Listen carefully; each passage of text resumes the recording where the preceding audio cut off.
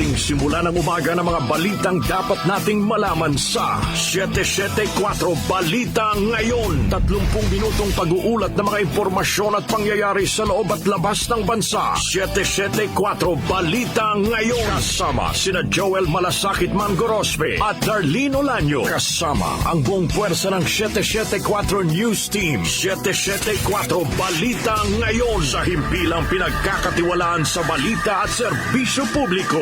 DWWW 774, your ultimate news and music radio. At ngayon, narito ang inyong tagapagbalita. 774 Balita Ngayon. Magandang umaga Luzon, magandang umaga Visayas, magandang umaga Mindanao. Ngayon po ay araw ng Huwebes, October 31, 2024. Narito na ang 774 Balita Ngayon. 774 Balita Ngayon. At aring headlines, Philippine National Police magsasagawa po ng investigasyon sa umunoy death squad ni dating Pangulong Rodrigo Duterte. Gobyerno hinikayat na magsampa ng kaso laban kay dating Pangulo Rodrigo Duterte sa halip na ipasa ang responsibilidad sa kaanak ng mga nasawi sa umano'y EJK. PNP tinas na sa 21,000 ng mga pulis ang ipakakalat para sa undas. Mahigit 251,000 na manggagawa na wala ng trabaho dahil sa bagyong Christine. Mga suspect po na dumukot sa isang American national sa Zamboanga del Norte, hawak na po ng Philippine National Police. 178.5 million pesos na halaga ng smuggled na frozen mackerel mula sa China na harang ng BOC. Sa Metro News naman, pinaniniwala ang scam hub sa Maynila, sinalakay po ng PNP. Provincial News, 6,000 pulis ng PRO 4A ide-deploy na ngayong araw para sa pag-obserba ng undas. Sa international news naman, tuberculosis, muling nangungunang sakit na nakamamatay noong 2023 ayon po sa WHO. Sa ating sports alert, world number 3 pole vaulter EJ Obiena maaari nang magbalik kompetisyon matapos gumaling sa kanyang injury. At sa showbiz, si Rita Daniela ay sinampanaho ng reklamong acts of lasciviousness si Archie Alimanya. Sa ating balitang kakaiba, isang bayan sa Canada walang interesadong maging mayor. Abay, bakit? Baka wala sweldo. Alamin. Alas 6:45 po ng umaga, kami yung mga tagapagbalita. Ako po ang inyong lingkod, Joel Malasakit Mangorospe. At ako naman po si Darlene Olanyo. At sa detalye ng mga naglalagab live, matotoong mga balita. 774 Balita Ngayon. Magsasagawa po ng investigasyon ng Philippine National Police sa umano'y death squad ni dating Pangulong Rodrigo Duterte. Mababatid na sa pagharap ni dating Pangulong Duterte sa pagdinig ng Senado noong Lunes, inamin nitong meron siyang death squad na binubuo ng mga gangster at hindi ng mga pulis. Ayon kay PNP PIO Chief Brigadier General Jean Fajardo, may mga binanggit na pangalan si Duterte na maaring magamit na lead ng PNP sa pagsasagawa ng investigasyon. Well, lahat po itong information na lumalabas ngayon sa Senate and even sa Quadcom ay lahat po yan ay dinokomento na po natin at lahat po ng revelation in fact ay ina-actionan po ng PNP doon sa latest po na revelation at if you monitored po yung mga statements po ng ating dating pangulo, again with due respect sa ating dating pangulo, ay may mga sinasabi siya ng una, kiniklaim niya na may death squad, then later on binawi rin po niya, but this will not stop the PNP from pursuing and investigating this case po. And he mentioned some names at tinutuko po niya yung ibang mga pulis po that will be used as lead and basis of the PNP to conduct further investigation po. Sinabi rin po ni Fajardo na pinag-utos na ni PNP Chief General Romel Marbil ang paghugot sa mga hindi pa naresolbang kaso ng pagkasawi na may kinalaman sa iligal na droga. Tiniyak naman ni Fajardo na mananagot ang sinubang police officer na mapapatunayang dawit sa death squad ni Duterte. 774 Balita Ngayon. Iginiit naman ni Bayan Muna Chairperson Nery Colmenares na hindi dapat ibinibigay sa kaanak ng mga napatay sa war on drugs ang responsibilidad sa pagsasampa ng kaso laban kay dating Pangulo Rodrigo Duterte. Ayon kay Colmenares, dapat ang gobyerno ang magsampa ng kaso laban kay Duterte dahil hindi naman anya nakikipagtulungan ng gobyerno sa pamilya ng mga biktima ng EJK. Inihayag ni Colmenares sa taong 2016 pa lamang ay humihingi na ng mga dokumento gaya ng police report, blatter at SOCO report ang mga kaanak ng mga biktima upang makapagsampa sila ng reklamo, ngunit wala silang nakuwang tugon mula sa gobyerno. Sinabi pa ni Colmenares na sinisisi nila ang gobyerno kaya humantong sila sa ganitong sitwasyon dahil ipinagkait umano ng gobyerno sa kaanak ng mga biktima ang mga ebidensya. 774 Balita Ngayon. Dinagdagan na ho ng Philippine National Police ang kanilang pwersa na gagamitin para sa undas. Ayon sa Philippine National Police, mula sa inisyal na mahigit 18,000 ay itinaas na sa 21,000 ang deployment ng mga pulis. Ipakakalat ang mga ito sa mga sementeryo, mga pampublikong lugar, terminal, paliparan at pantalan para sa pagtitiyak ng seguridad.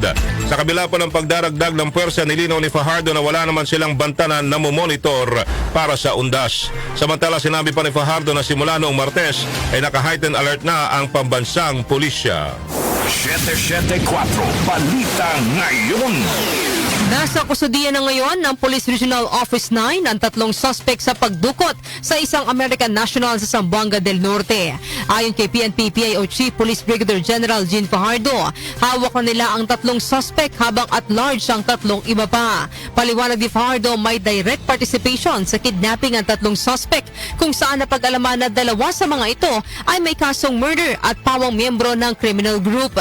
Sa ngayon, nasampahan na ng kasong kidnapping at serious illegal detention ang 6 na suspect sa Provincial Prosecutor's Office sa Sindangan. Matatanda ang dinukot noong October 17 ng American national na si Elliot Eastman sa Sibuco, Zamboanga del Norte. Sa ngayon, wala pang impormasyon ng PNP kung buhay pa ang dinukot na Amerikano. 774 Balita Ngayon. 10 minuto po bago alas 7 ng umaga, sa iba pang balita, mahigit 251,000 na mga manggagawa sa Bicol Region at Calabarzon ang matinding naapektuhan ng bagyong Christine. Ayon kay Labor Undersecretary Benjo Benavides, sa mga nawalan ng trabaho bunsod ng bagyo ay naitala sa Batangas, Quezon, Laguna, Albay, Camarines Sur at Camarines Norte.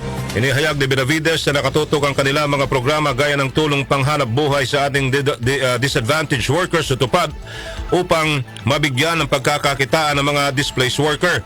Sinabi ni Benavides na mahigit 38,000 na manggagawa sa Bicol ang natulungan ng kagawaran sa ilalim ng tupad program. Bukod sa tupad, nagbibigay din anya ang DOLE ng livelihood assistance na hindi bababa sa 50,000 pesos sa mga apektadong pamilya na naisong magtayo ng kanilang sariling negosyo. 774 Balita Ngayon. Sumampa na sa 145 ang bilang ng mga napaulat na nasawi dahil sa panalasa ng bagyong Christine. Sa datos ng NDRMC, 14 pa lamang sa napaulat na casualties ang na-validate na. Nakapagtala rin ng ahensya ng 115 na sugatan habang 37 individual pa ang nawawala. Samantala, higit 1.7 million na pamilya o katumbas ng mahigit 7.1 billion na individual ang apektado ng bagyo mula sa mahigit 10,000 na barangay sa 16 na rehiyon sa bansa. Sa nasabing bilang, mahigit 300,000 na individual pa rin ang pasamantalang tumutuloy sa iba't ibang evacuation centers sa bansa. 774 Balita Ngayon. Muling nananawagan ho ang mga senador na patuloy na ilaan sa healthcare system ang pondo ng PhilHealth kasunod ng paglalabas ng temporary restraining order ng Korte Suprema sa paglilipat sa National Treasury ng sobrang pondo nito. Kaugnay nito, pinapurihan ni Senator J.V. Ejercito ang naging desisyon ng Supreme Court at iginiit nitong dapat ang mga miyembro ng PhilHealth ang makinabang sa healthcare funds. Kasunod nito, inikayat naman ni Ejercito ang mga mambabata sa Kamara na ipasa ang bersyon ng Senado ng Proposed Amendment sa Universal Healthcare Act bago matapos ang taon kung saan nakasaad na hindi dapat ilipat sa ibang proyekto ang pondo ng PhilHealth. Sinabi naman ni Senadora Pia Cayetano na bagaman pinagbubuti na sa kasalukuyan ng PhilHealth ang kanilang benefit package, malaki pa rin anyang puwang at kakulangan sa healthcare coverage ng bansa, bagay na maaaring mapunan ng sobrang pondo ng PhilHealth sa halip na ilan ito sa ibang bagay. Pinasalamatan naman ni Senate Committee on Health Chairperson Senator Christopher Bongo ang SC sa paglalabas ng TRO at binigyang diin na ang pondo ng PhilHealth ay dapat lamang ilaan sa kalusugan ng publiko. Kasi ganito yon, partner, once na inilagay na sa treasury yan, hindi nyo na mailalabas yan. Hindi na mailalabas yan, yung pera na yan, kapag ipinasok po yan sa National Treasury, mga kaibigan. Kaya yun po yung hinihiling din nila. Dahil sayang naman, mas malaki pang maitutulong sa healthcare system natin at sa mga miyembro ng PhilHealth. Ito pong mga sobrang pondo po natin. 774 Balita Ngayon. Pinangunahan ni Pangulo Ferdinand Marcos Jr. ang grand opening ng Maersk Optimus Distribution Center sa Calamba, Laguna na pinakamalaking distribution facility o warehouse ng kumpanya sa bansa. Ayon sa Pangulo, malaki ang potensyal ng transportation at storage industry na inaasahang kikita ng 1.16 trillion pesos pagdating ng 2027. Nasa 2,000 direct at indirect na trabaho para sa mga maliliit na negosyo rin ang inaasahang manilika sa unang taon ng mega distribution facility at inaasahang makatutulong sa pag-decongest ng mga nagtatrabaho sa Metro Manila. Target na maging pangunahing logistics facility ang pasilidad para sa produkto ng mga kumpanya sa Calabarzon at import at export activities sa rehiyon at Bicol Region. Para naman kay DTI Secretary Cristina Roque, patunay lang din ito ng patuloy na pagtitiwala ng foreign investors sa bansa at mga pulisya ng pamalaan sa pagnenegosyo. 774 Balita Ngayon. Tiniyak po ng PNP Criminal Investigation and Detection Group na tuloy-tuloy ang paghahain nila ng kaso laban sa mga sangkot sa iligal na operasyon ng Pogo sa bansa. Ayon kay CIDG Director Nicolas Torre III, wala pang Chinese ang kinasuhan ng CIDG dahil sa pagkakasangkot Walo pang Chinese ang kinasuhan ng CIDG dahil sa pagkakasangkot sa iligal na Pogo sa Banban Tarlac. Inihayag pa ni Torre na ngayon lang nila nakompleto ang mga dokumento laban sa 8 hindi na pinangalanang mga Chinese. Sinabi ni Torre na nahaharap ang 8 sa kasong serious illegal detention makaraang ireklamo ng mga kapwa nito Chinese. Nasa pangangalaga na anya ng CIDG ang mga complainant habang nakakulong naman ang mga inirereklamo. 774 Balita Ngayon. Naharang ng Bureau of Customs sa Manila International Container Port o MICP ang 21 container na naglalaman ng mga smuggled na frozen mackerel mula sa China. Ayon kay Customs Commissioner Bienvenido Rubio, nagkakahalaga ng 178.5 billion pesos ang mga nasabat na isda na napag-alamang walang import clearance, particular ang Sanitary and Phytosanitary Import Clearance o SPSIC mula sa Bureau of Fisheries and Aquatic Resources o BFAR. Nabatid din na suspendido ang paglalabas ng SPSIC para sa importasyon ng galunggong, mackerel at bonito. Inihayag ng BOC na dumiting sa MICP ang 21 container ng frozen mackerel noong huling bahagi ng Setyembre at nananatiling hindi na-claim ng consignee. Maharap ang consignee sa mga kasong paglabag sa Customs Modernization and Tariff Act kaugnay ng DA Memorandum Order No. 14 Series of 2024 at iba pang umiiral na mga regulasyon ng Department of Agriculture. 774 Balita Ngayon. May 3 minuto pa bago mag-alas 7 ng umaga. Balita muna tayo mula sa 774 News Team. 774 News Report. News Report. 70 ambulansya mula sa PCSO dadalhin na sa 4 na probinsya ngayong araw. Narito po report ni Chanel Salazar. Pinangunahan ni Pangulong Ferdinand Marcos Jr. ang pamamahagi ng 70 patient transport vehicle sa iba't ibang lugar sa bansa, partikular sa Visayas. Bahagi ito ng Medical Transport Vehicle Donation Program ng pamahalaan kung saan nakatanggap ang mga LGU ng Type 2 Advanced Life Support, ambulances at patient transport vehicle. Mula ito sa donasyon ng Philippine Charity Sweepstakes Office bilang bahagi rin ng kanilang ika-70 anibersaryo. Personal na sinaksihan ng Pangulo ang ceremonial turnover bago ito dalhin sa mga LGU ng Bohol, Cebu, Samar at Negros Occidental. Ihahatid ang mga ambulansya sa mga probinsya ngayong araw sa pamamagitan ng RORO. Ayon sa Pangulo, malaking tulong ito upang maihatid ang serbisyo sa mga liblib na lugar at ligtas na maihatid ang mga pasyenteng nangangailangan ng tulong medikal. Hiling din niya sa mga LGU na alagaan ang mga bagong ambulansya. Ako si Chanel Salazar ng DWWW 774, your ultimate music radio. Maraming salamat, Chanel Salazar. 774 News Report. News Report. Isang kongresista naranawagan ho kay PBBM na pigilan ang paggamit sa 60 billion pesos na PhilHealth funds na hawak na ho ng National Treasury. Ang balita din naman ni Grace Mariano. Grace. Ikinalugod ni Cagayan de Oro City 2nd District Representative Rufus Rodriguez ang paglalabas ng Supreme Court ng Temporary Restraining Order o TRO laban sa paglipat ng pondo ng PhilHealth sa National Treasury. Bunsod nito ay hiniling ni Rodriguez kay Pangulong Ferdinand Bongbong Marcos Jr. na atasan ang National Treasurer Gayon din ang Department of Budget and Management at Department of Finance na huwag gastusin ang 60 billion pesos na pondo ng PhilHealth na unang nailipat sa National Treasury. Tinukoy ni Rodriguez ang pahayag ng PhilHealth na nailipat na nito sa National Treasury ang 20 bilyong piso noong May 10, 10 bilyong piso naman noong August 21 at 30 billion pesos ngayong buwan. Binigyan din ni Rodriguez na bilang respeto sa kataas-taasang hukuman ay dapat hintayin ang pinal nitong desisyon kung labag o sang-ayon ba sa konstitusyon ang direktiba ni Finance Secretary Ralph Recto na ilipat sa National Treasury ang pondo ng PhilHealth na may kabuuang halaga na 89.9 billion pesos. Ito si Grace Mariano para sa DWWW 774, your ultimate music radio. Maraming salamat sa iyo, Grace Mariano.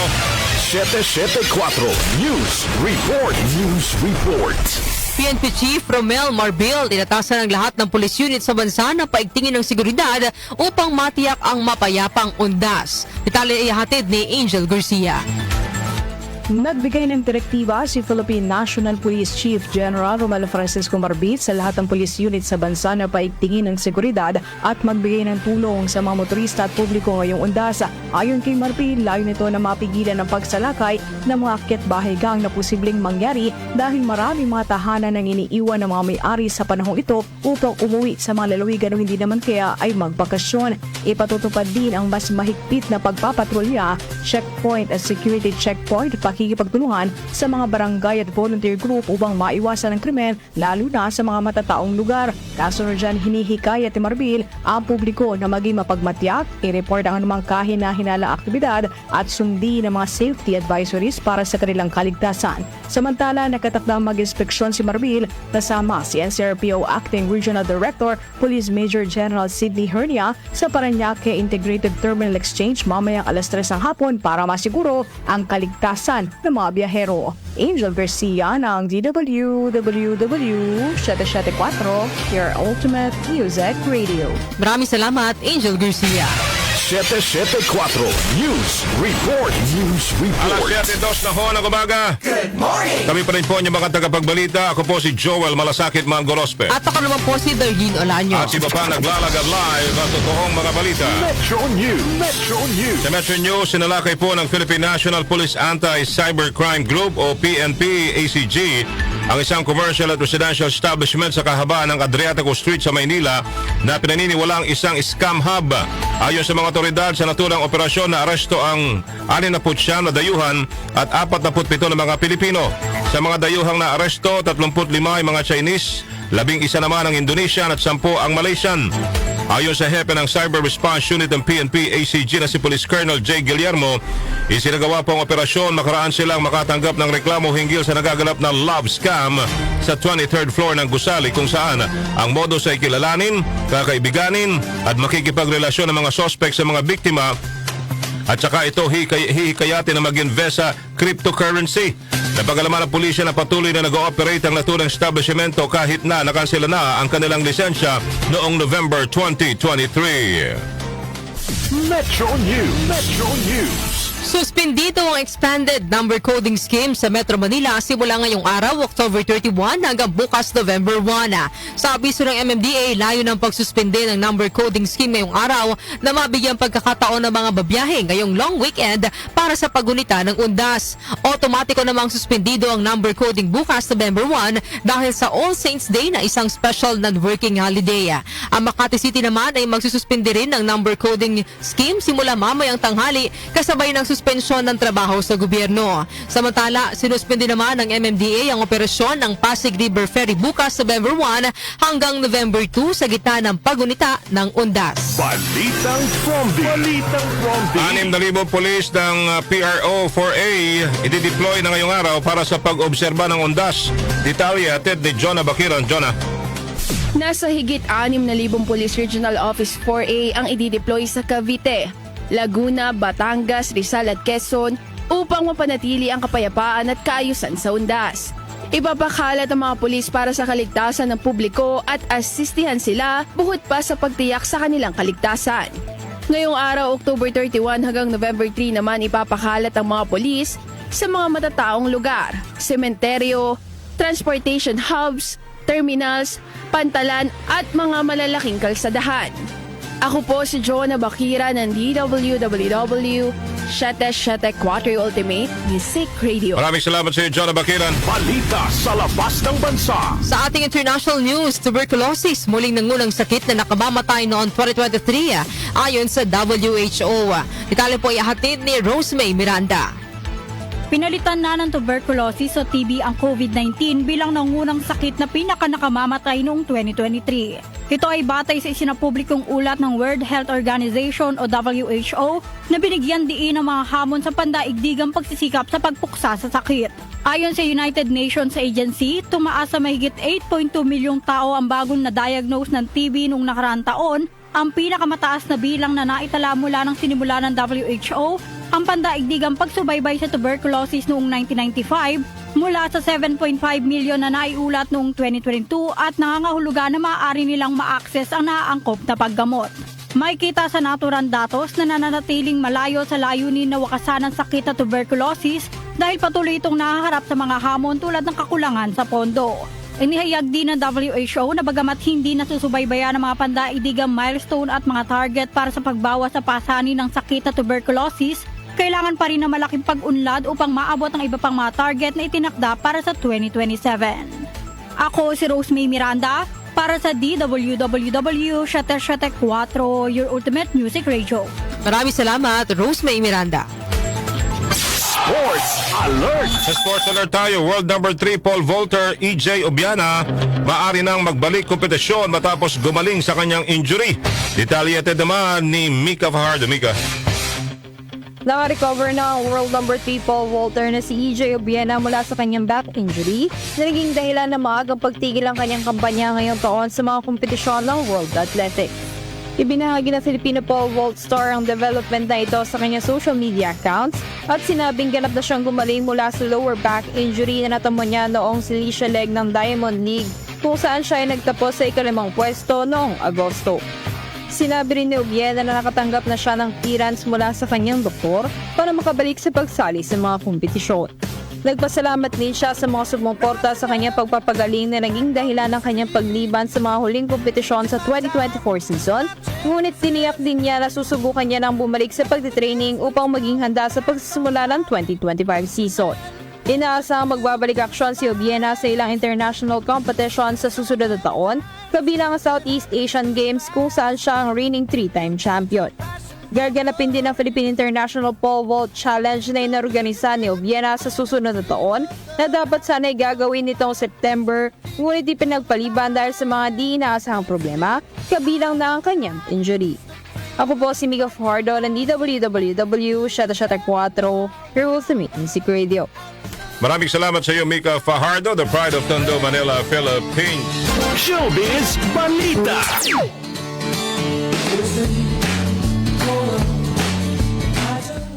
Sa atin namang showbiz balita, Rita Daniela, sinampahan na reklamong acts of lasciviousness si Archie Alemania. Showbiz Chica, ihatid po sa atin ang Besya ng Bayan, Kenny Acosta. Happy Asambla sa Thursday morning mga Beshi! Narito na ang mga latest chika sa mundo ng mga marites. Mga Beshi, nagsampa ang singer-actress sa si Rita Daniela ng reklamong acts of lasciviousness laban sa kasamahan sa isang kapuso primetime series na si Archie Alemania. Kahapon ng umaga, formal na isinumite ni Rita ang reklamo sa Office of the Prosecutor ng Bacoor City kung saan siya nakatira. Batay sa complaint affidavit ni Rita, nangyari ang umano'y pambabastos sa kanya ni Archie sa Thanksgiving party na ginanap sa tahanan ni Bea Alonzo sa Quezon City. Pasado alas 12 ng madaling araw ng September 9 umano siya nakarating sa venue dahil galing pa siya sa taping ng isang variety weekend noontime show.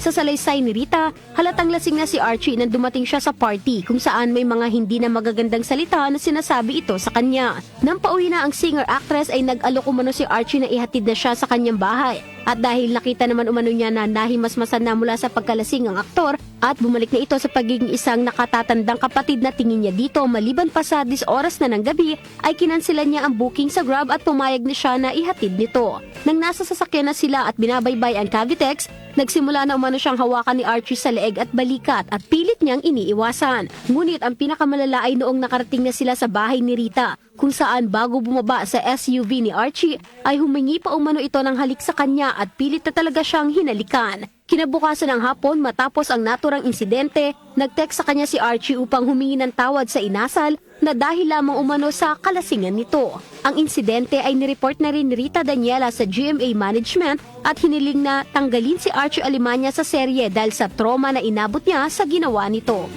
Samantala, sinampahan na rin ng DOJ ng mga kasong rape through sexual assaults at acts of lasciviousness ang mga GMA independent contractors na sina Jojo Nunez at Richard Dode Cruz. Ito ay kaugnay sa aligasyon ng aktor na si Sandro Mulak na pang-aabusong sexual ng dalawa sa kanya. Ayon sa ulat, 1 count of rape through sexual assault at 2 counts of act of lasciviousness ang isinampang kaso ng DOJ laban sa dalawa sa Pasay Regional Trial Court Branch 115. Nakakita umano ang mga prosecutors ng prima facie evidence with reasonable certainty of conviction laban sa dalawa. Nagugat ang kaso ng DOJ mula sa inihaing reklamo ni Sandro sa NBI noong August 19 na sinundan ng paghahain ng mosyon ni Cruz at Nunez upang ibasura ang reklamo. Gayunman, sa 20 pahinang resolusyon ng panel of prosecutors ng ahensya, nakitaan ng karampatang ebidensya na may nangyaring pang-aabuso at pwersahan pa umano ito. Sa Instagram story kahapon, nag-react si Sandro Mulak kaugnay sa hakbang ng DOJ kung saan nakasaad ang mga katagang "From pain to purpose, God's guidance lights the way, survivor not victim." At yan, hatid ko sa inyong mga showbiz chika, punyong showbiz reporter Kenny Gacosta. Happy and blessed Thursday morning, everyone! Maraming salamat, Beshi Kenny Gacosta. Balitang kakaiba. Sa balitang kakaiba talaga, isang bayan ho sa Canada. Walang interesadong maging mayor. Okay, bakit kaya? Alamin natin kay Doc Justin. Doc, bakit nga ba? Yes, kasi hindi dito ginagawang negosyo ang politika. Okay. Mamaya na yung hugot ko sa mga ganyang style. Pero kung dito sa Pilipinas na Joel at Lorraine, sa damakmak ang gustong tumakbo sa eleksyon, ibahin ninyong bayan na ito sa Canada na wala na isang nais tumakbo bilang mayor. Sa November 13 ay magsasagawa na ng eleksyon sa pagka-mayor sa bayan ng Kyle sa Saskatchewan dahil magre-retiro na ang kanilang mayor na si George Williams, pero ngayon ay wala pa rin nagpapahayag ng interes na maging bagong alkalde. Ayon kay Chief Administrative Officer Amber Diasny, bagaman nakakabahala na hanggang ngayon ay wala pa rin nominado para sa pagka-mayor sa Kyle, ay niniwala pa rin silang mayroong maglalakas loob na tumakbo. Sinabi pa ni Diasny na 2 beses na silang naglabas ng mga aplikasyon upang humingi ng nominasyon, noon wala pang nagpapalista. Sakali namang wala talagang tumakbo sa pagka-mayor, ay magtatalaga na lang ang konseho ng pansamantalang uupo sa bayan na ito. Wala ka kasing binanggit dito kung may sweldo o wala Wala silang binanggit, Walang binanggit. Bakit kaya? Nagtataka rin ako, bakit walang gustong umupong maging mayor? Kung ikaw ang tatanungin, Doc, bakit? Kasi ang nakikita ko kasi, baka takot sila sa elepante. Elepante, Marami siguro elepante ayun, dyan. di ba yung sa Welcome to Kyle, elepante, baka takot sila sa elepante. Baka ang parusa doon kapag kurapang mayor, pinapaapak sa elepante. Di kaya. Alam mo, ang problema siguro, hindi natin kasi masadong napakross-check itong lugar kung anong klase ng problema din ang mamanahin mo bilang mayor. Ang problema lang kasi niyan kung ang lugar ay magulo, minsan nagdadalawang isip na mag-handle ka ng ganyang syudad. Sa bagay dito, talagang kahit nga barangay nagpapatayan, makaupo lang, no? Correct. Oo, kapitan lang, ha? Lalo na dito sa syudad, yung mayayamang syudad tulad sa Metro Manila, ang mga kapitan dito nagpapataya. Malaki ang pera dito, malaki ang ire, di ba? Magkano IRA? Yung IRA dyan, ang kasi meron talagang pumupunta sa mayor, ay sa kapitan, sa chairman, na pondo, partner. Na hindi under COA, budget niya yun. Okay? Under the table? Hindi naman. Pero meron talagang porsyento na pupunta sa kanya, yun na yung para sa kanya. Siguro hindi naman lahat ng ganyan, pero sana itong mga ganito, no, ang malalaman kasi natin dito kung sino ang magte-take ng challenge na magserbisyo, yun talaga yung desidido, no. Kaya nga ang kagandahan pag tumatakbo, hindi yung dahil tumakbo ka, nasabihan ka, dahil tumakbo ka dahil wala nang mapaglagyan ng posisyon, o tumakbo ka dahil para sa negosyo. Di ba? Maraming rason kaya tumatakbo ang iba dyan sa sariling interest. Kaya correct. siguro sila nagtatakbo. Tingnan mo, kahit na walang kamuwang-muwang na kapamilya, pinapatakbo dahil sikat. Pangit ako maboring kasi ang problema sa Pilipinas, pag naboring, tumatakbo, nagpapail ng certificate ng kandidat Alam nyo, dito sa mga kababayan natin, yun ho mga namimigay sa inyo ng sobra-sobra ngayon, kung ano-ano hong mga pinamimigay na kwentahin nyo po lahat yan. Ang tanong, di ba, kung hindi yan negosyante, at kahit man negosyante siya, tandaan ninyo, lahat ng ginagastos niyan, may kapalit yan. Return of investment. Imposible yan. Di ba? Mas bilib pa ako doon sa walang halos ibigay, pero nangangako sa inyo na siya'y magsiservisyo publiko pag siya'y nakaupo. At sasabihin niya na kapag ako'y gumawa ng masama, bababa ako sa pwesto, pwede nyo akong impeach. Kasuhan. Ay, tayo. yan ang mga, hindi makakapalang mukha. Ang iba, talagang kahit gumawa na ng kabulastugan.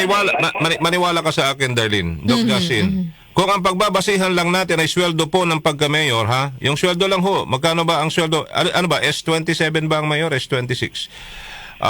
Hindi gatas yun, ha? Yung salary grade. SG27 ba? Okay. Ganito yan, Doc Justin, Kung yun lang ang pagbabasihan natin, maniwala ka sa akin, walang tatakbong mayor.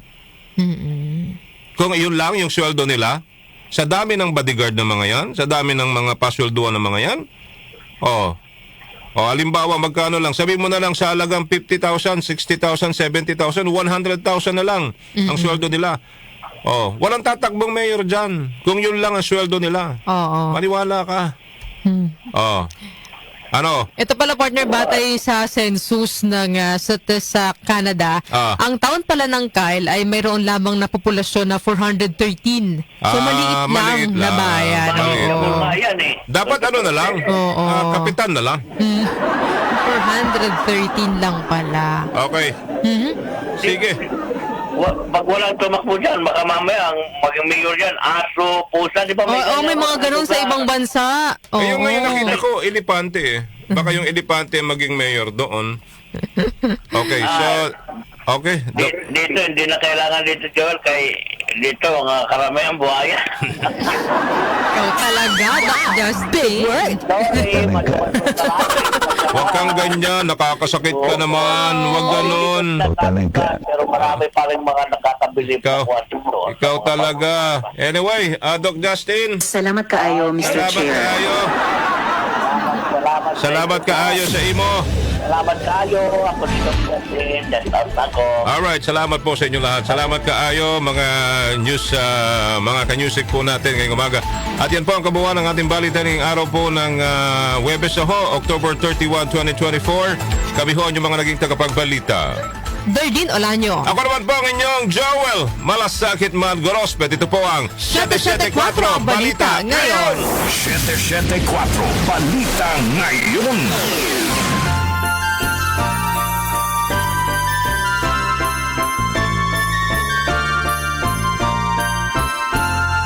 Mayroon na lamang po tayong 55 days bago ang araw ng Pasko.